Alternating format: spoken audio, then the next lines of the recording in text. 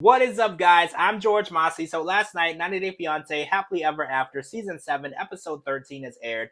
Now, we checked in with Kimberly and Usman, and we actually watched her obtain the blessing last week, which I gotta say, guys, when I was watching this situation unfold throughout the season, there was actually no doubt in my mind that this blessing was not going to be attainable because Usman's mom has such a good poker face. She never seemed to be on board with it, and her comments that she made it as though she wanted nothing to do with this relationship. So when the blessing was typed up and acquired and signed, and she actually got up and smiled and hugged Kimberly, I was a bit surprised. I was a bit shocked. I was caught off guard because at one point I actually felt like this whole situation was going to be in vain because the way Usman's mom was so sure that he needed to marry a young woman first and produce a child before the marriage to Kimberly would take place. I thought that this was never going to change. Her mind had already been made up. So now that the blessing has been acquired, Usman decides to invite Kimberly to his home because his home doesn't have any touch of Kim in it. So during this episode, we actually watched Kim help Usman decorate his home with the many awards and plaques that he has received during his career in his home country. And Usman actually surprises Kim on one knee and says to her, "Will you marry me, babe?" And she says yes. And we watched this moment. It was actually a beautiful moment because no one saw it coming. We didn't see it coming at home. Kim definitely didn't see it coming in that moment. And I feel like this relationship has really taken us on a roller coaster because when they first were introduced to the show, a lot of people had a lot of skepticism about Usman and Kim's relationship. And I think a lot of it is because a lot of people were comparing the last relationship and marriage that he had with this relationship without actually getting to know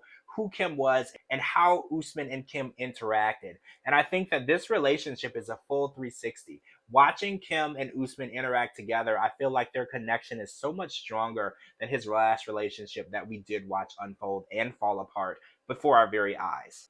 Right before the trip ends and Kimberly has to go back home to San Diego, they have a conversation with an immigration lawyer because they think it's time to start the K1 process and begin their lives together and begin the journey of the waiting game of getting Usman to the US. But that's before they find out that there is actually one more obstacle on this mountain that they have actually climbed just to get to this point. Now they are finding out that it is a law against polygamy in the US, which they both knew, but they didn't feel that it would apply because the marriage between Usman and the second wife would be in Nigeria, and they weren't aware that that marriage would actually be illegal and noticed by law in the US because they felt what he did in Nigeria wouldn't matter to the US law because it didn't happen on US soil. Apparently, that is not how it goes when it comes to a green card. In order for you to keep and maintain a green card, you have to follow all of the laws of the United States, even when you're in other countries. So, meaning you're kind of a representative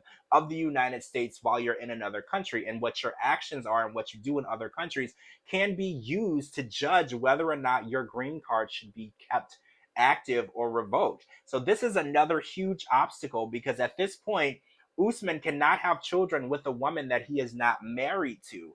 And in his religion, children out of wedlock is not something that they condone. So if he actually has to marry this woman and then marries Kim, that would be considered polygamy. So they have many options to look into. And I know next week, they're definitely looking into the option of adoption. Will Kim want to raise another child after successfully raising her son? And at the point in time in her life, raising a new child doesn't seem like a part of her life plan. But at this point, it is definitely a part of Usman's life plan. And this is definitely different from what they expected because this child was actually supposed to be raised in Nigeria. But if Kim and Usman were to adopt the child, that child would actually have to come to the US with Usman, changing and kind of putting a wrench in everything that they had planned so far. So I am hoping, fingers crossed, they're able to figure this out. How they come up with a plan, I don't know, but they come up with pretty strategic plans so far, guys, because this relationship is pretty new considering all the obstacles and things that they had to overcome to get to this point, all the way up into receiving the blessing from Usman's mom.